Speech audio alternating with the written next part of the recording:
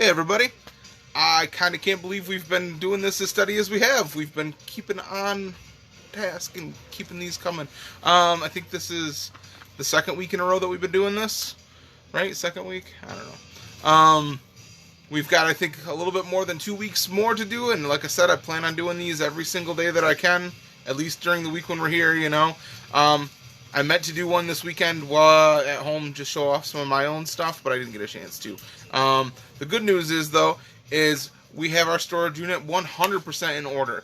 We are completely in order as with all of our back stock and things like that, so that feels awesome. Now we can go through, and if anybody sends lists of things that they're looking for, back issues and stuff like that, we can check the store, we can check the storage unit. Also, it's going to be a huge influx of new product here. I think we've got 4 short boxes of just sets, just bundles that we're putting together, and I mean, like, some of them are 1 through 3 issues, and then some of them are like full runs. So like a lot of like the new 52 stuff I plan on bundling up and selling in one big chunk. Same thing with a lot of like the Marvel little mini series and things like that, and series where they were coming out with like 12 issues, 10 issues, 15 issues. Bundle them up, sell them in one big chunk so that you've got something to read. I should probably sometime this week, this would make more sense, is if I shot pictures of what we have in store, and then I can show off what we're bringing in. So then you can see what we have, and if you go, hey, I need that thing, that one right there, I can be like, okay, cool, it's this much to ship, and I ship it out to you. We shipped something like 35 packages this morning, so we are not afraid to drop it in the mail to you. So that is keeping us occupied. That was most of what we did today, was shipping and getting caught up on stuff that we brought in from the storage unit this weekend, putting stuff away and filing and stuff. Hope everybody had a good weekend. It was nice today. I don't know what today's problem is. It decided to be cold and gloomy in winter again for some reason. But that's what Michigan does, especially in April. It'll just decide winter again. It's like, okay, well, all right. I don't know why you're doing this to us, but okay. So I think everybody knows, too, I think I talked about it last week, that we're going to be, we can't open the doors till the 1st. So we've got another, what's today? I had this figured out. So we've got another 18 days and counting. So I probably will be counting this down, because I'm going to be devastated if that date doesn't work out. But I'm very set on that date. In anticipation, and I can't wait for everybody to come back in the store and get back to some semblance of normal. Have Abby back in the store like normal, see Chris and Matt, see Mr. Tim Priest, Mr. Ryan Wicklund, and then all of our regular people that come in. We love to see you guys. If you couldn't tell by me doing these videos and just like piping my way right into your house and being like, hey, what are y'all doing? We miss you here. So, yeah, I hope everybody's doing okay. I hope everybody is staying safe. It looks like, I don't know, like I'm trying not to look at this stuff too much, but it looks like numbers are starting to drop a little bit on cases and all that kind of stuff. So, hopefully this is all steps in the right direction. I swear I'm not going to talk about this too much. Just wanted to touch on it for a minute. I do want to mention again, just so that everybody remembers, a lot of people have, but at the same time, some people haven't, the like share thing that we're doing. When a love you, Bob. We're giving away a signed and sketched copy of Second Coming, the first trade paperback. Just to tell the story again, for people that watched all these, this is going to be a bummer for you, but we met Richard Pace, the guy who drew Second Coming, at C2E2. I bought that because I was excited, and then I was like, well, wait a minute, how much are your sketches? And his sketches were super reasonable. Hit him up. I'm sure he would do you something very cool. It was like a waist-up sketch for $60, which is super cheap for anything published, you know. And he really put a lot of time into it, a lot of detail. So, yeah. So I've got a sketch from him, so I'm happy with that sketch. So I'm giving away the graphic novel that I bought.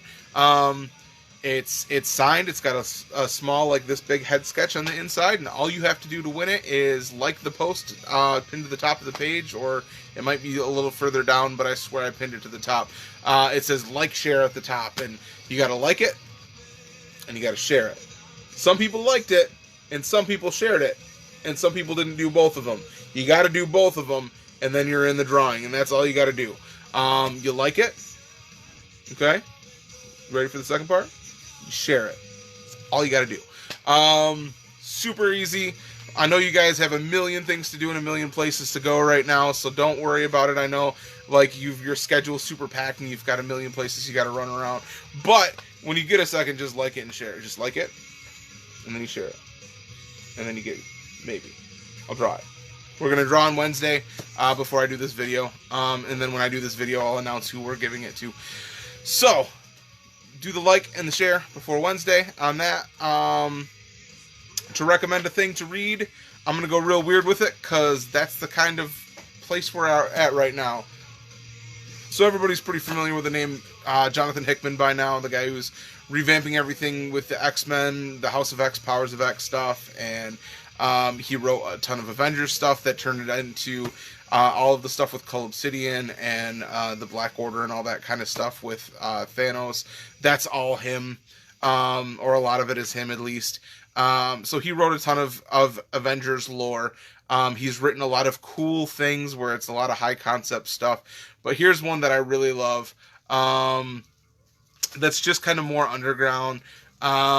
It's weird and out there, and I mean, like, everybody that knows me is kind of knows that I'm into weird and out there things.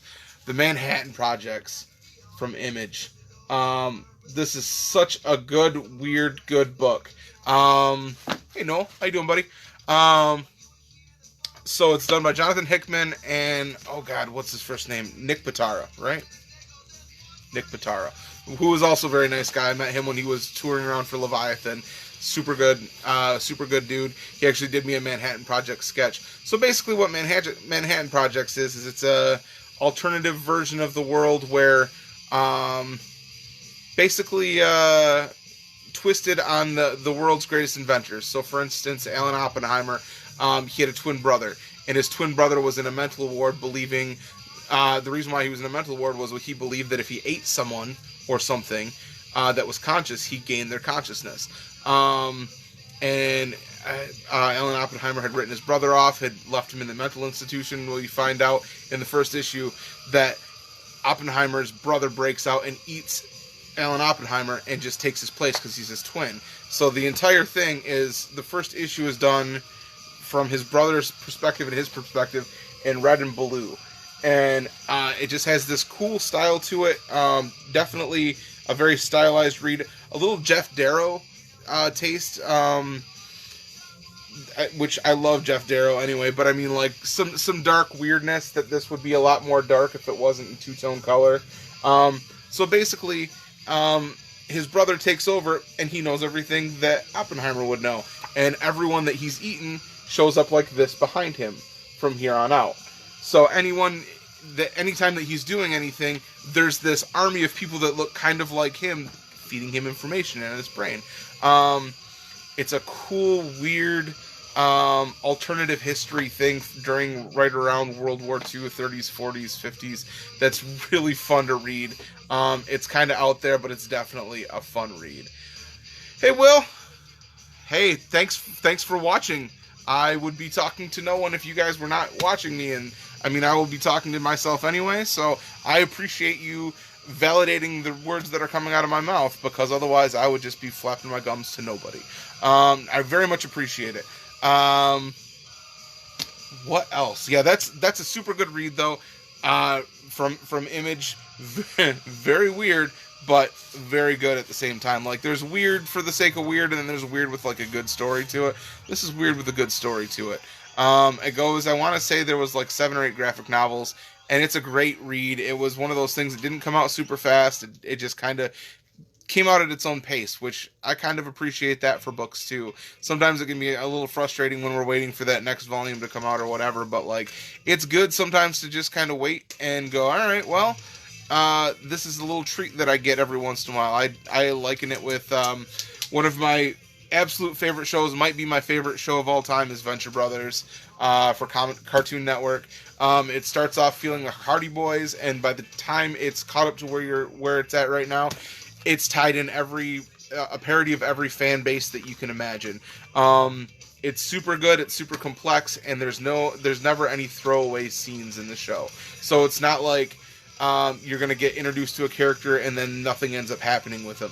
No, you'll be introduced to a character, and 4 seasons later, all of a sudden, they're the main arc villain bad guy, which is insane considering it's a dopey comedy show about basically the Hardy Boys. Like the fact that they dedicate that much stuff. So, but Venture Brothers, it only comes out every 3 or 4 years. We'll get a season, and it is one of my favorite things. And every single season, I'm always like, we'll see if it's as good. They took some time off. It might not be as good. They might be, something might have changed. These guys might have gotten distracted or whatever.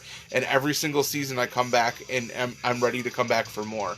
Like, by the time that the last episode's out, I'm ready for another season right now. So it's cool to have those things like Manhattan Projects, like Venture Brothers, things like that kind of come out slowly, and they're just little treats. They're not something that you're gonna get on any kind of regular schedule, but it's like, hey, you know what? We've got some more ready. Here you go. Good stuff. Man, I don't know. Noel, I have no clue. Noel just asked, do we think that Diamond will come back the same as they were before the pandemic? I have no clue. I mean, like, there's so much going on. There's so much arguing and fighting. It sucks in the industry right now. Like, all I know is as soon as we can get new comic books, that's what we're gonna do. And not to get into it, because man, like, it's just a bummer of a discussion. Everybody is just fighting with each other. The industry, with a lot of people, the retailers are divided. Basically, I don't know, man. Like, it's just an ugly scene. I'm on a bunch of different retailer-focused Facebook groups where it's made only for retailers to talk about the industry and things that they're seeing in trends and ordering and stuff like that. And all of it is just ugly and nasty. And everyone's mad that they're getting books and they don't want them, and people are mad that they're not getting books and they do want them, and it's just a bad scene. So all I'm saying is, we're here. Once we can get new books in, the second that we can get them back in and running again smoothly, that's what we're going to do. But until then, I'm staying away from all those speculations and fightings and all the, you did this, you did that, you said this, you said that, with all these companies, and it's just ridiculous. It's a bummer, but we'll see. I mean, like, I have no clue. I would assume that Diamond's going to come back just as strong. My one piece of advice with all of this, because I'm sure a lot of everyone is worried about the comic industry and how it's going to come back and things like that. My one piece of advice: don't jump on Bleeding Cool. That website tends to be, I've called them the TMZ of comic book rating type shows and stuff, or comic book websites, where they'll just get a half of a little bit of a glimpse of a news story and just run with it. And I mean, like, a lot of times it's like shock journalism, where it's like the end of the industry as we know it, and it's a bummer, and they make everybody freaked out. I've gotten a lot of messages in the middle of the night from people that are like, holy crap, did you see this? And then I look at the source and it's Bleeding Cool, and I'm just like, they might be right, but at the same time, I'm going to wait and pretend like the sky's not falling for now, at least. I mean, like, we'll see. So, but for right now, I mean, like, we've got plenty of stuff to read. I'm sure, because, there's all these websites and there's all these things that are saying, oh, it's the end of the comic book industry as we know it. We'll see. I mean, like, everything is being very skewed and very, like, damning for everything, I mean, like, I saw Diamond post basically that they were like, well, we're holding off on shipments and everything, like, product-wide, just to make sure that we, the retailers, are not getting hit with big bills while we're closed down. Like, oh, we're going to keep shipping you product even though we can't get them to our customers, So we get this message saying, hey, we're gonna pause on delivery and we'll let you know when we can resume delivery again. And I was like, wow, that's really cool. And then I go over to some of the not speculation sites, but some of the retailer sites, and they're pulling up things. Bleeding Cool already has the story, and they're like, Diamond not shipping anything, closes their door forever. And it's just like, that's not at all what they said.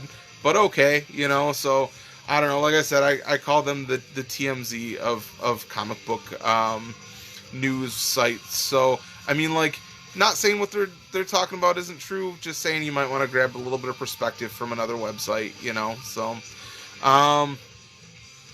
but other than that, you know, I mean, like, I truly believe that, Abby talked about it a little bit on her video that she did, people are going to be ready to read comic books and, like, escape, and not just, like, as great as technology is and all this, being able to see each other via screens and things like that, I feel like there's going to be a whole lot of people that are just tired of this, tired of the screen mentality and having to do everything through Facebook or through whatever, Zoom or whatever you're doing. People are going to be tired of that, I think, and people are going to be wanting to get out and pick up some books again and disappear into some fun, fantastical things with characters that we're familiar with, you know. So, I mean, like, they keep saying, oh, Doomsday is coming for the comic industry.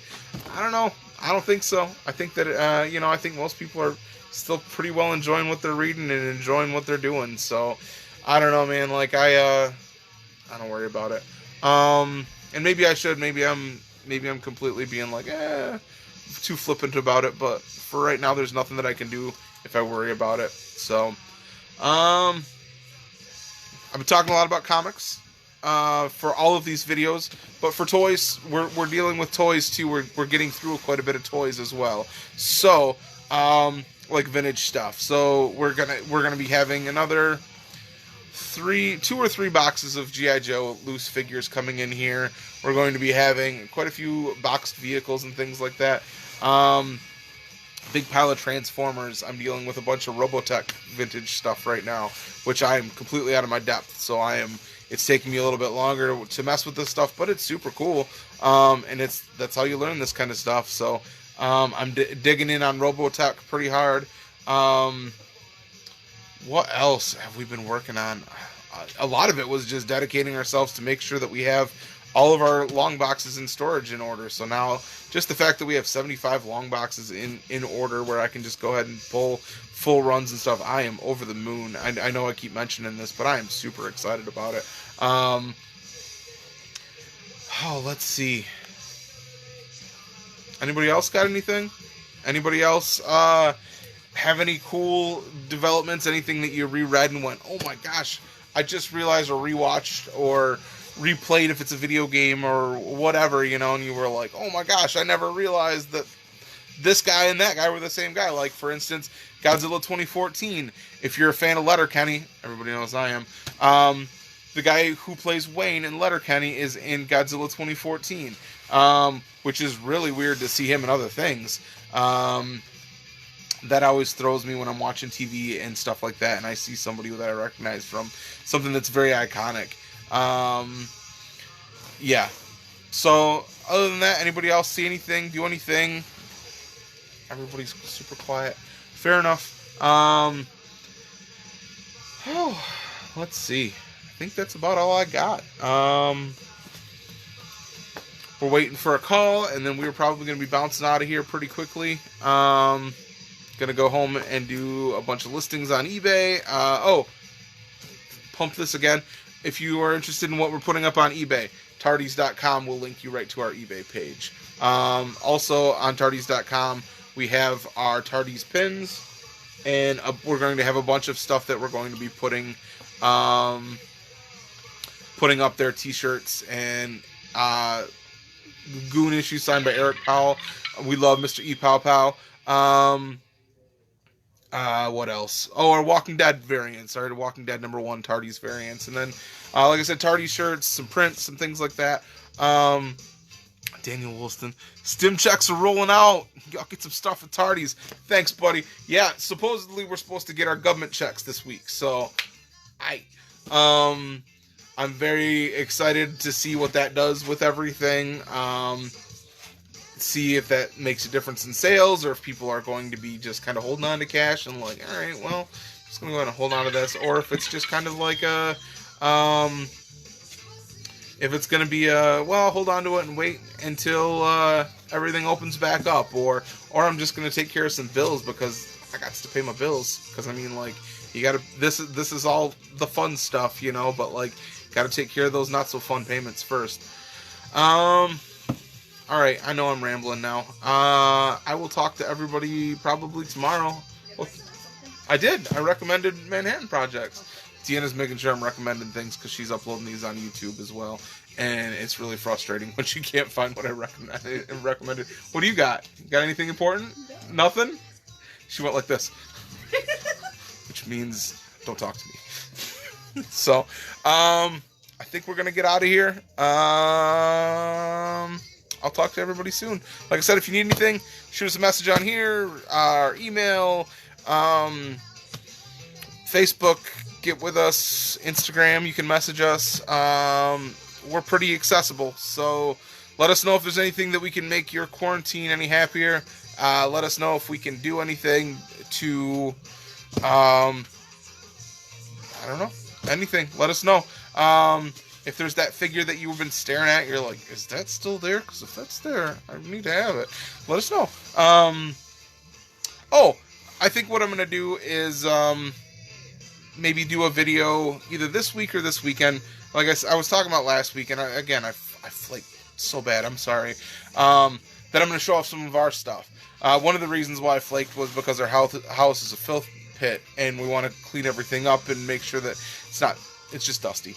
But we want to make sure that everything looks nice if we're going to be like, oh, I'm showing off stuff, you know. So I'll show off my collection, probably one room at a time, show off mine, show off Deanna's. Maybe I can convince her to talk her into showing off her My Pet Monster collection, which is epic. I suppose I'll talk to you guys soon.